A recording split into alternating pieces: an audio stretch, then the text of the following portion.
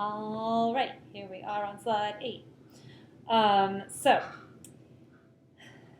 we've talked about No theater, NOH, and it was really assuming its role as this aristocratic art form, right? It was getting all this money thrown at it. All the upper classes were watching it. The artists involved in it were samurai status. But there were other entertainments being developed um, for the audiences of the lower ranks of Japanese society. So let's understand what's going on socio-politically here in Japan. Between 1603 and 1867, Japan was at peace. Nice. So the samurai class, the samurai ranking, because they were the warriors, they actually kind of declined in importance because Japan was at peace, no need for warriors. So they were declining importance, and the lesser ranks, all those merchants and peasants and farmers and artists, the lesser ranks had some time to kind of improve their economic position. And also, in the beginning of the early 17th century, the shoguns actually decided to expel all foreigners from Japan, and they deliberately isolated Japan from any outside influences.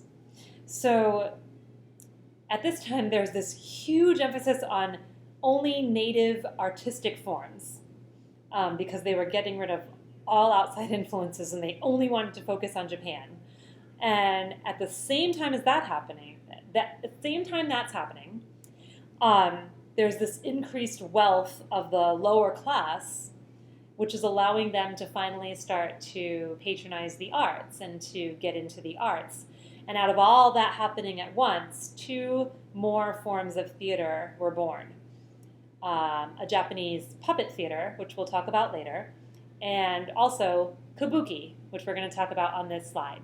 Now, a lot of people think Japanese theater, they think of kabuki because that's probably the best known Japanese theater. It was born in the early 17th century, and it still exists today. So let's chat about it, okay? First of all, most of the original kabuki performers in Japan were actually women. We haven't even talked about women being performers yet in this early theater history. And that's because women weren't really performing in theater yet, but the Japanese were giving it a try. So the women sometimes dressed as men, and the performances of early kabuki theater were very, very erotic. So they actually became associated with prostitution. One reason for this is because the performances were erotic in nature. And the other reason for this is that the actresses actually started prostituting themselves as a side gig to make some more money.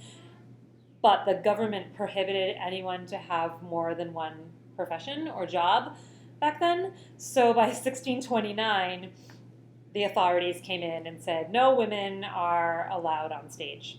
So that kind of ruined it for the ladies. No more ladies on stage. So then young male performers, probably like maybe like early teenage performers,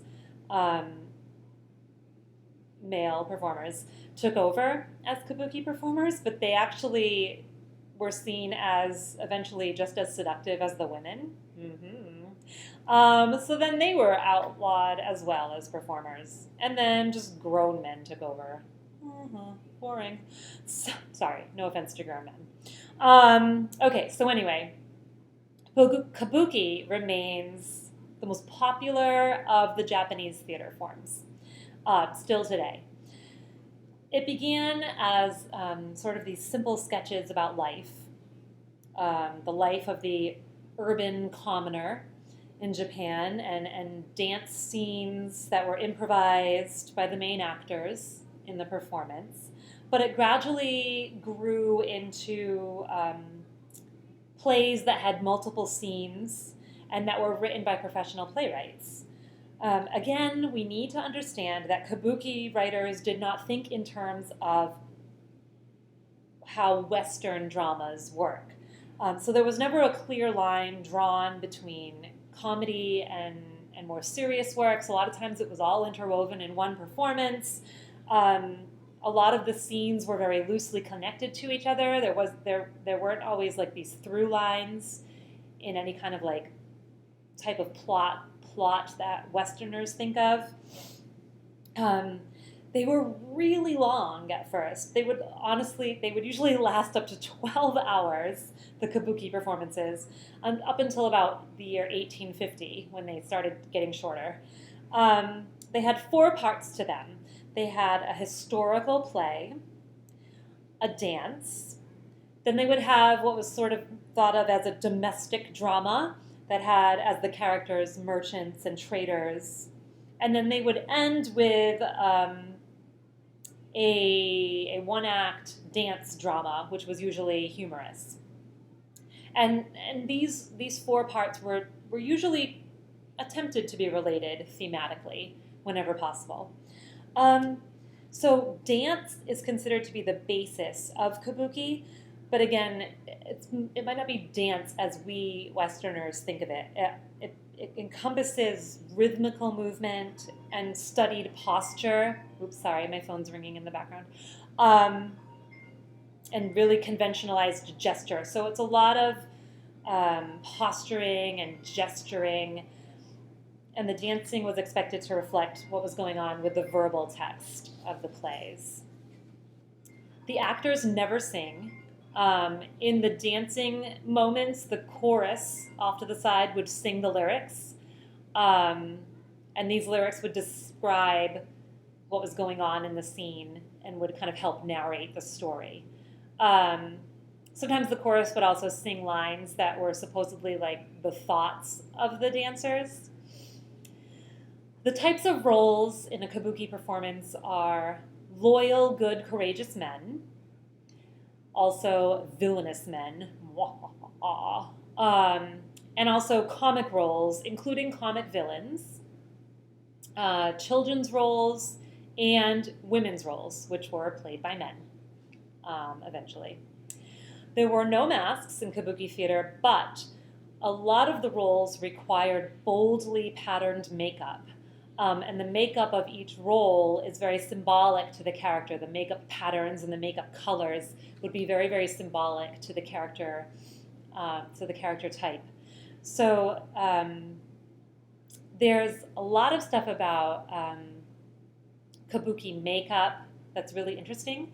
And there's a lot of stuff about these types of poses that were struck and actually held in a freeze during a kabuki performance. And those types of poses are called mie poses, M-I-E poses.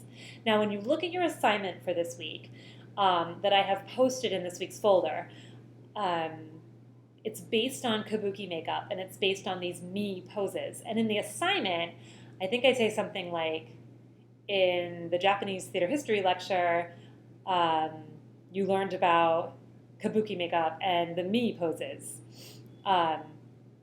Because your assignment is based on kabuki makeup and the mie poses. So on the assignment, I said that you learned about them in the lecture. But I've decided to change that a little bit because I've decided to instead post separate documents and links in this week's folder to just teach you about the kabuki makeup and to just teach you about the mie poses and to not mix those into this lecture. So don't go looking for that stuff in this lecture in order to do your assignment. Instead, those are going to be separate documents and links in this week's folder that I will totally label for you and hopefully make very clear. And those are the things that you're going to use to learn about kabuki makeup and to learn about the mie poses. And that way, you'll be all set to work on your assignment. Okay?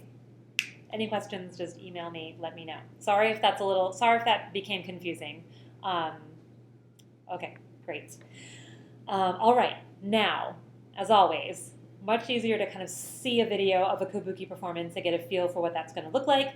So on the next slide, slide 9, I've left you a kabuki video to check out. And then on slide 10, I've left you a second kabuki video to check out. So go ahead to slide 9 and look at that kabuki video, the first one. And then go ahead to slide 10 and look at that second kabuki video. Then you're getting a good feel for what this all can look like. And then I'll meet you on slide 11 We're almost done, okay? And this is one that's feeling like a long one. I know, okay? But we're almost there. I'll see you in a little bit.